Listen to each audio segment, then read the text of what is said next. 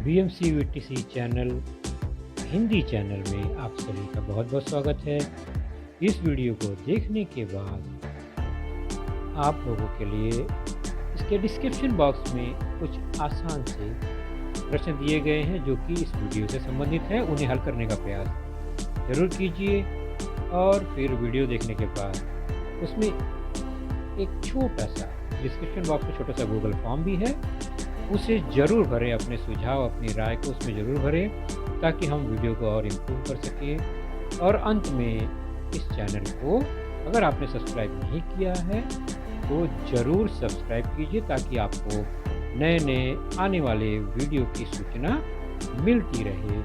तो चलिए देखते हैं अपना वीडियो।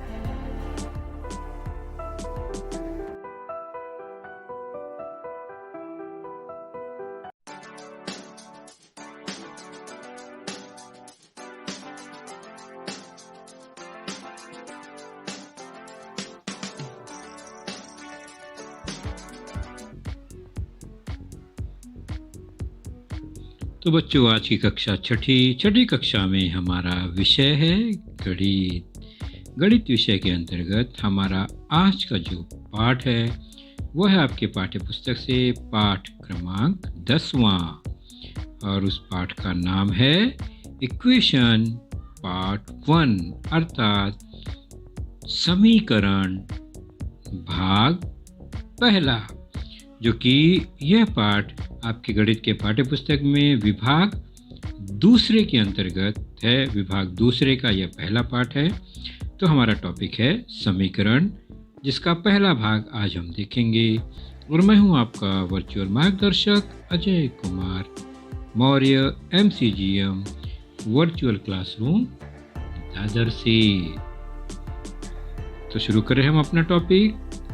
तो सबसे पहले जाने ये समीकरण क्या है, क्योंकि समीकरण शब्द हमारे लिए थोड़ा नया है। समीकरण, जिसको सामान्य भाषा में संतुलन, बैलेंस, इक्वेशन, पक्ष बराबर, इस तरह से हम कह सकते हैं। संतुलन क्या होता है, जैसे ये देखिए, यह एक आधार है, इसके ऊपर दो पलड़ा रखा गया है, दोनों तरफ वस्तु रखने का जगह है, बास्केट है, और ये सीधे समांतर है क्योंकि दोनों तरफ कुछ भी नहीं है। जैसे हम वजन का कांटा होता है ना, वैसे ही। अब दोनों तरफ हमने यहाँ पर 6 गोलियां रख दी तो क्या होगा, तो भी ये कांटा ऐसे ही रहेगा क्योंकि दोनों तरफ बराबर बराबर भार है या संख्या है। तो संतुलन बना है। अब देख रहे हैं राइट साइड में एक गोली बढ़ गई, 7 गोली वजन बढ़ गया। तो क्या यह पलड़ा ऐसे ही रहेगा? नहीं, देख रहे हैं ना, राइट साइड में नीचे आ गया। क्यों? क्योंकि संतुलन बिगड़ गया। एक तरफ ज्यादा हो गया, एक तरफ कम हो गया, तो इस तरह से वह झुक गया। तो एक तरफ 6 ही गोलियां हैं लेफ्ट साइड में, जबकि इस राइट साइड में 7 गोलियां हैं। तो यहाँ पर संतुलन नहीं बना। संतुलन कब बनेगा? जब लेफ्ट साइड में 6 के बदले 1 और डाल दें, या राइट साइड में 7 में से 1 कम कर दें, तो संतुलन बन जाएगा। और एक उदाहरण देखते हैं। यहाँ पर 6 गोलियां, यहाँ भी 6 गोलियां। तो अगर हम जबरदस्ती पलड़े को दबाएं तो क्या होगा? राइट साइड से हम नीचे छोड़ देंगे तो फिर से वह हिलेगा डुलेगा और बाद में अपने आप संतुलित हो जाएगा, क्योंकि दोनों तरफ कैसा है? दोनों तरफ समान है। यहाँ पर 6 है, इसलिए यह संतुलन बना हुआ है। तो हम कह सकते हैं कि एक तरफ 6 है तो दूसरी तरफ भी 6 है, या दोनों तरफ का पलड़ा बराबर है, दोनों तरफ का वजन बराबर है, दोनों तरफ का संतुलन बराबर है, इसलिए यह एक समीकरण है। समीकरण मतलब ऐसी संख्याओं का हिसाब किताब जिसके दो भाग हों, दोनों तरफ का मान समान हो, तो वह समीकरण हो जाता है। उसे हम बीच में बराबर के चिन्ह द्वारा बांटते हैं। चलिए अब हम कुछ संख्यात्मक समीकरण बनाने का, समझने का प्रयास करते हैं। जोड़े मिलाकर संतुलन समीकरण बनाओ। जोड़े मिलाना है मतलब एक तरफ एक पलड़ा का मान है, दूसरी तरफ दूसरे पलड़े का मान है, दोनों का मान समान होगा, उनसे हम समीकरण बनाएंगे। उदाहरण देखते हैं। 3 धन 5 एक तरफ, दूसरा है 5 ऋण 5, तीसरा है 3 गुणे 5, चौथा है 10 भाग 5। ये कुछ क्रियाएं हैं। और दूसरी तरफ देखते हैं तो वह पलड़ा है 0 गुणे 15, 13 ऋण 11, 13 माइनस 11। उसके बाद 2 इंटू 4 2 गुणे 4 और 10 प्लस 5 10 धन 5। तो कौन सा लेफ्ट साइड का जो हिसाब है वह राइट साइड के हिसाब के बराबर होगा, तो उसी से हम समीकरण बनाएंगे या उनको हम बराबर के चिन्ह द्वारा जोड़ देंगे तो समीकरण बन जाएगा। देखते हैं। सबसे पहले 3 धन 5, इसका मान कितना है 8 बराबर। अब राइट साइड में 8 किस में आ रहा है बच्चों? क्या 0 गुणे 15 8 है, 13 ऋण 11 8 है, या 2 गुणे 4 8 है, या 10 धन 5 8 है? तो हम देखते हैं कि 2 गुणे 4 जो है उसका मान भी 8 है और 3 धन 5 भी 8 था, इसलिए ये दोनों बराबर हुए, दोनों का मान बराबर हुआ, तो एक समीकरण बन गया। 3 धन 5 बराबर 2 गुणे 4, बीच में बराबर है इसलिए समीकरण इन्हीं का बनेगा जिसका मान समान होगा। दूसरा प्रश्न, 5 ऋण 5, 5 में से 5 घटाया कितना आएगा 0। तो अब हमें इसके समीकरण के लिए दूसरी तरफ भी 0 वाला ही मान खोजना है। 5 ऋण 5 बराबर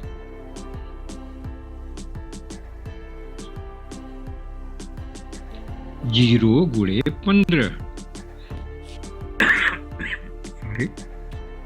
खांसी आ गई।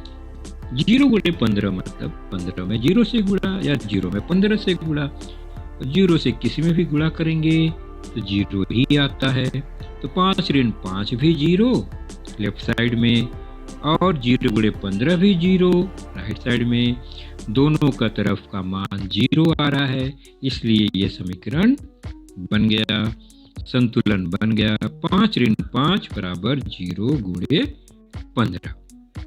अगला है 3 गुणे 5, 3 बचे 15, गुणा करने पे 15 आना चाहिए। तो 15 आया है तो दूसरी तरफ भी 15 ही होना चाहिए उसका मान। तो कौन सी हिसाब में 15 है? 10 धन 5 15। तो यह जोड़ मिल गया। 3 गुणे 5 बराबर 10 धन 5। यह एक संतुलन या समीकरण बना हुआ है।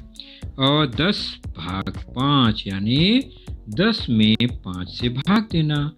5 के पहाड़े में 10 कब आएगा? 5 एकम 5, 5 दूना 10, 2 बार 2 भागफल आया। तो हम यहाँ भी राइट साइड में भी 2 आना चाहिए उत्तर। और बचा है 13 ऋण 11, वह है 13 में से 11 घटाए तो 2 आता है। तो यह समीकरण बन गया।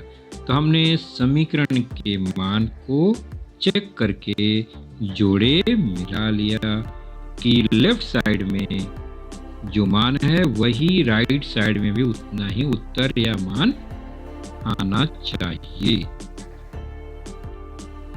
अब इसी आधार पर आपके पाठ्य पुस्तक में पेज नंबर 51 पर एक प्रश्न संग्रह 26 है, उसे हम हल करने का प्रयास करते हैं। देखते हैं ध्यान से क्या लिखा है। वहां पर लिखा गया है, नीचे 2 पंक्तियों में भिन्न भिन्न गणितीय क्रियाएं संक्रियाएं दी गई हैं। इन संक्रियाओं से प्राप्त होने वाली संख्याएं ज्ञात करके समीकरण बनाओ। तो 2 अलग अलग लाइन पंक्तियों में संक्रियाएं दी गई हैं, हिसाब दिया गया है। हमें ऊपर और नीचे की लाइन में खोजना है कि किसका मान समान है, उसी से हमें समीकरण बनाना है। चलिए, अभी हमने जैसे बनाया था, जोड़े में लाया था, ठीक उसी प्रकार है। पहली पंक्ति पहली लाइन में क्या है, 16 भाग 2, 5 गुणे 2, 9 धन 4, 72 भाग 3, 4 धन 5। दूसरी पंक्ति में क्या है, 8 गुणे 3, 19 ऋण 10, 10 ऋण 2, 37 ऋण 27, 6 धन 7। ऊपर और नीचे वाली पंक्तियों से हमें जोड़े मिलाना है, संक्रियाओं की समीकरण बनाना है। तो सबसे पहला है 16 भाग 2। 16 में 2 से भाग देने पर क्या आएगा, 2 का भाड़ा पड़ेंगे कितने बार, तो 16 आता है। भाग देकर देखेंगे, 2 अट्ठे 16, 8 उत्तर आएगा उसका। तो क्या दूसरी लाइन में भी ये 8 गुणे 3 का 8 उत्तर आएगा, 8 त्रिक 24, नहीं, तो यह समीकरण नहीं बनेगा। तो 8 किसका उत्तर है, देखते हैं तो 10 ऋण 2, 10 में से 2 घटाया तो 8 उत्तर आएगा। तो ऊपर वाला जो लाल बॉक्स है उसमें भी 8 उत्तर, नीचे वाले लाल बॉक्स का भी मान 8, तो इन दोनों से एक समीकरण बनेगा। तो चलिए समीकरण बनाते हैं। 16 भाग 2 का दूसरा पक्ष आएगा 10 ऋण 2, तो 16 भाग 2 बराबर 10 ऋण 2, ये समीकरण बन गया। क्यों, क्योंकि दोनों का मान 8 8 ही है। तो ये पहला जोड़ी, पहला समीकरण हमें मिल गया। चलिए अब चलते हैं दूसरा है 5 गुणे 2, 5 में 2 से गुणा, 5 दूनी 10, तो एक तरफ का मान 10 आया। तो 10 दूसरी पंक्ति में 10 कहाँ आया, 37 ऋण 27, 37 में से 27 घटाएंगे तो 10 आता है। तो इस तरह ये दोनों संक्रियाओं से समीकरण बनेगा, 5 गुणे 2 और 37 ऋण 27, 37 माइनस 27 दोनों समीकरण का हिस्सा है, क्योंकि दोनों पक्ष का मान 10 10 है। तीसरा 9 धन 4, 9 4 कितना हुआ, 13, तो 13 है, नीचे 13 कहाँ पर है, ध्यान से देखेंगे तो 6 धन 7 भी 13 है। तो समीकरण का संतुलन कैसे बनेगा, 9 धन 4 एक तरफ हो और दूसरी तरफ 6 धन 7 अगर लिखते हैं तो दोनों का मान 13 13 आ गया और संतुलन बन गया, समीकरण बन गया। तो 3 मान हमने बता दिया। बाकी 2 बच्चे हैं जो 72 भाग 3, यानी 72 में 3 से भाग देकर मान चेक करो, फिर वही मान नीचे किस पंक्ति में आता है उससे देखकर समीकरण बनाना है। और अंत में है 4 धन 5, उसका भी उत्तर 9 आ रहा है। तो 9 उत्तर आने वाला कौन सा इसमें नीचे वाले पंक्ति में है उसका हमें समीकरण बनाना है। तो शेष 2 प्रश्नों के हल आप स्वयं अपनी नोटबुक में करिए। चलिए, तो ये हमने समीकरण बनाया, संतुलन बनाया। आओ कुछ नई बात समझते हैं। यह है 3 धन 2 बराबर 5। क्या ये समीकरण है? समीकरण कैसे पता चलेगा? बराबर के एक तरफ जो मान होगा दूसरी तरफ भी वही मान होगा, तो यह समीकरण है, संतुलित है। तो 3 में 2 मिलाने पर 5 आया। चलिए अब मैं प्रश्न को बदलता हूं। 3 में कितना मिलाया तो उत्तर 5 आया। तो 3 में कितना मिलाने पर उत्तर 5 आया? तो समीकरण कब बनेगा? जब वहां पर ऐसी कोई संख्या हो बॉक्स में जिससे उत्तर 5 मिले।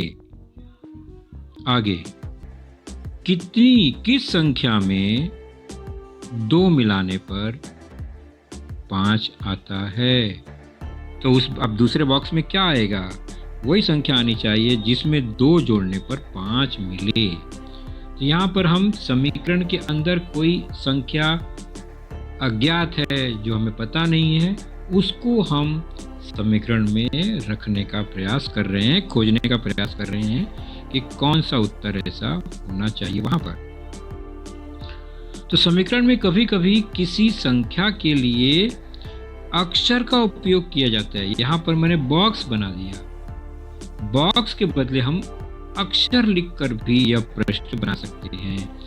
तो समीकरण संतुलित रखते हुए उस अक्षर का जो मान होगा, यानी बॉक्स में जो संख्या आएगी, अभी मैंने बताया ना 3 में कितना जोड़ने पर 5 आएगा, तो 2, यानी बॉक्स की जगह पर 2 आएगा या उस अक्षर की जगह पे 2 आएगा। जो 2 है वही उस बॉक्स का मान है। अगर बॉक्स के बदले अक्षर है तो अक्षर का मान है। उस अक्षर को चर कहते हैं। क्या कहते हैं? चर, वेरिएबल। जैसे कि ए में 2 को अगर जोड़ते हैं तो 5 मिलता है। ए में 2 जोड़ा तो 5, तो ए के जगह पर क्या होना चाहिए? तो ए के जगह पर क्या होना चाहिए? 3 होना चाहिए, क्योंकि अगर ए के जगह पर 3 होगा तभी 3 में 2 जोड़ने पर 5 आएगा। अगला प्रश्न है, 3 में बी जोड़ा और उत्तर अगर 5 आ रहा है तो बी क्या होना चाहिए? 3 में बी जोड़ने पर 5 आ रहा है तो बी क्या होगा? बी की जगह पे 2 होना चाहिए, तभी वह 5 उत्तर आएगा। तो यहाँ पर बी का मान 2 होगा तो ही समीकरण संतुलित होगा। ऊपर ए में 3 होगा तो ही संतुलित होगा। समीकरण संतुलित होने के लिए अक्षर का जो भी मान होता है वह उस समीकरण का अक्षर का हल होता है। तो यहाँ पर ए और बी जो है वो समीकरण के चर हैं। जो भी अक्षर होते हैं संख्या के बदले हम लिखते हैं उसे हम चर कहते हैं। वो कोई भी A B C D E F G L M N X Y Z P Q R कोई भी अक्षर हो सकता है। थोड़ा थोड़ा धीरे धीरे समझते हैं बच्चों, क्योंकि समीकरण नया है। और सबसे बड़ी बात है, ये समीकरण जब हम समझ जाएंगे बच्चों तो आगे जब तुम बड़ी क्लास में जाओगे, 7वीं 8वीं 9वीं 10वीं 11वीं इंजीनियरिंग की क्लास में, बड़ी क्लास में जाओगे, वहाँ पर यह समीकरण हमारे बहुत काम आएगा। हम बड़े बड़े सवालों को समीकरण से हल कर लेंगे। बड़ा बड़ा हिसाब किताब भी हम समीकरण से ही हल कर पाएंगे। इसलिए हम अब धीरे धीरे समीकरण सीख रहे हैं। तो मैंने भी बताया कि समीकरण में कभी कभी किसी संख्या के लिए अक्षर का उपयोग किया जाता है। समीकरण संतुलित रखते हुए उस अक्षर का मान ज्ञात करना होता है। ऐसे अक्षर को चर कहते हैं। और चर में हम किसी भी अक्षर का उपयोग कर सकते हैं। A B C X Y Z L M N और P Q R E F G कोई भी अक्षर होता है।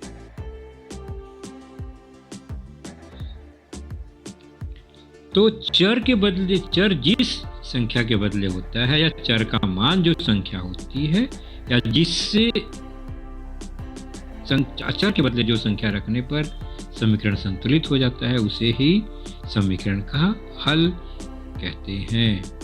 समीकरण का हल ज्ञात करो, प्रश्न पूछता है समीकरण हल करो, मतलब क्या करो? मतलब उस समीकरण में जो भी चर है उसकी कीमत, उसका मान ज्ञात करना होता है। जैसे m धन 2 बराबर 5 यह एक समीकरण है, अर्थात m में 2 जोड़ा तो 5 आया। तो m क्या है? किस में 2 जोड़ने पर 5 आएगा? तो m अगर 3 होगा तो जोड़ने पर 5 आएगा, उसमें 2 जोड़ने पर। तो m का मान कितना हुआ? 3। तो यही हल हुआ, m बराबर 3। तो इस समीकरण का हल m बराबर 3। दूसरा, 10 में से n घटाने पर 5 मिला। तो 10 में से क्या घटाने पर 5 मिलता है? हमें पता है 10 में से 5 घटाने पर 5 मिलता है, तो n के जगह पर 5 होना चाहिए। तो n बराबर 5, यही इस समीकरण का हल हुआ। तो उस अक्षर के जगह पर क्या होना चाहिए था, वही समीकरण का हल होता है। चलिए, अब ये तो हमने जान लिया कि चर मतलब अक्षर और समीकरण में संख्या के बदले चर या अक्षर का प्रयोग किया जाता है। अब हम कोई शाब्दिक जानकारी को संख्या और अक्षर से मिला जुला कर कैसे लिखते हैं वो देखेंगे। जैसे ध्यान से देखिए, मैंने एक संख्या मन में सोची। अब हम सोचते हैं कोई भी संख्या 1 2 3 5 10, ये संख्या हो गया। लेकिन अगर मैं संख्या न सोचूं तो चर सोचूं, तो मैं कोई भी चर सोच सकता हूं। तो मैंने मान लीजिए वो संख्या सोची x कुछ भी हो सकता है, तो मैंने चर सोच लिया। मुझे नहीं पता, सामने वाले को नहीं पता कि मैंने क्या सोचा, x है वो, तो मेरी संख्या मन की x है। अब आगे बढ़ता हूं, मैंने एक संख्या में 3 जोड़ दिया। ध्यान से देखिए बच्चों, मैंने एक संख्या में 3 जोड़ दिया। 3 जोड़ा, लेकिन किसमें? एक संख्या में। एक संख्या कौन सी है? तो मैंने जो मन में कोई भी संख्या सोची, यहाँ हमें अक्षर का प्रयोग करना है, तो वह संख्या कौन सी हो सकती है? तो मान लीजिए वह संख्या है x, और मैंने क्या किया, x में 3 जोड़ दिया, तो उसमें 3 को जोड़ दिया, मतलब धन 3। x धन 3, यह बन गया जानकारी। मैंने x धन 3 क्यों लिखा? क्योंकि x वो एक संख्या जो मैंने सोची और उस संख्या में मैंने 3 जोड़ा है, इसलिए x धन 3 लिखा। चलिए आगे बढ़ते हैं। अगली जानकारी है, मैंने एक संख्या में 10 जोड़ दिया। अब लिख सकते हो ना आप, क्या करेंगे? मैंने एक संख्या x, उसमें क्या किया, 10 जोड़ दिया, तो इस तरह से धन 10 जोड़ा है, इसलिए धन 10। अब आप लिख पाएंगे ना आसानी से। चलिए अगला, ध्यान से पढ़िए, मैंने एक संख्या में से 3 घटाया। मैंने क्या किया, 3 घटाया, किस में से? कोई एक संख्या, और वो संख्या मैंने मान लिया x है, अक्षर चर x। अब मैंने इस x में से क्या किया है, 3 घटाया है, तो क्या लिखूंगा मैं? धन 3 लिखूंगा? नहीं, 3 घटाया है मतलब ऋण 3 -3, x -3, x ऋण 3। मैंने ऋण 3 क्यों लिखा? क्योंकि वहां मैंने कहा है कि 3 घटाया। अगला, ध्यान से पढ़िए, मैंने एक संख्या में 6 से गुणा किया। अब देखो क्या कहा है, 6 से गुणा, अर्थात एक संख्या मेरी है x, और मैंने क्या किया, उसमें 6 से गुणा, तो x गुणे 6।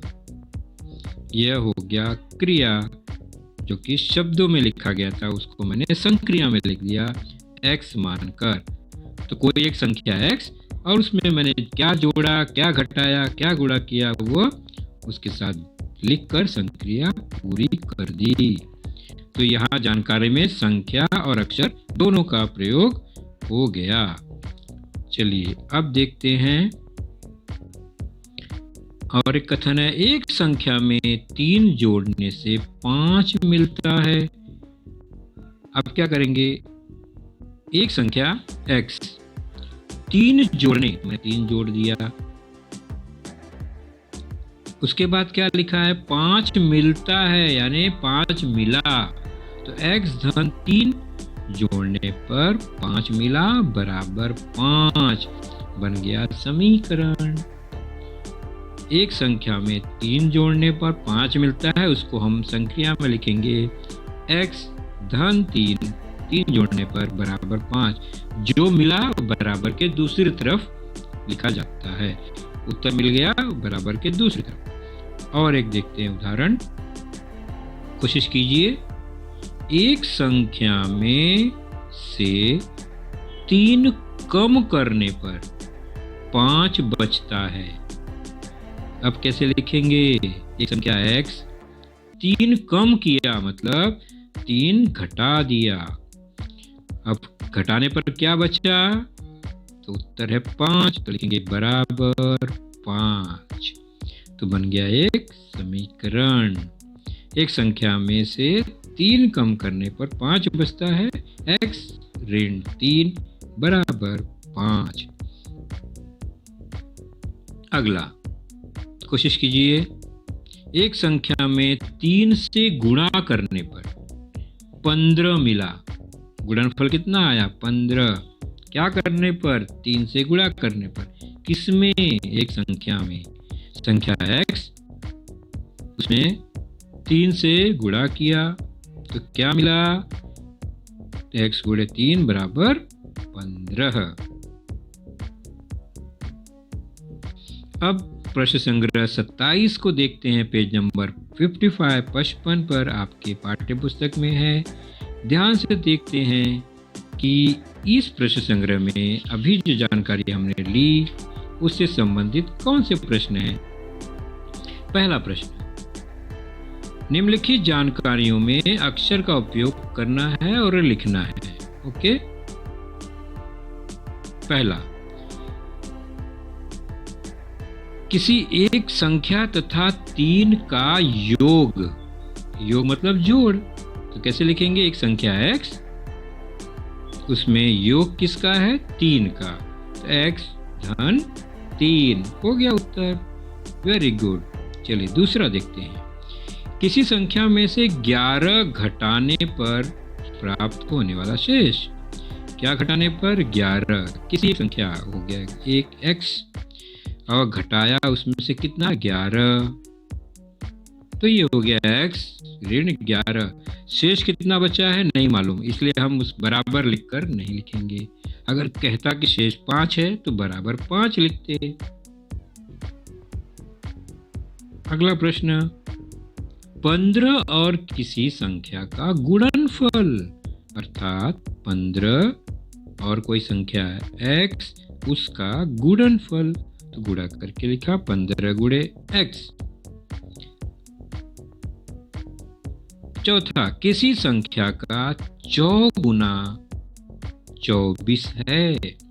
ध्यान से देखेंगे, संख्या का चौगुना, चौ मतलब 4, संख्या x, उसका 4 गुना मतलब गुणे 4,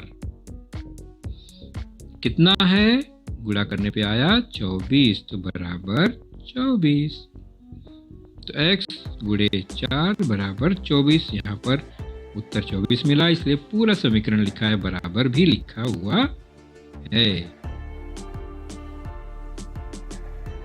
तो जब भी संख्या और अक्षर का गुणा होता है कहीं भी बच्चों, तो गुणा का चिन्ह हटा देते हैं और संख्या पहले लिखते हैं, अक्षर बाद में लिखते हैं।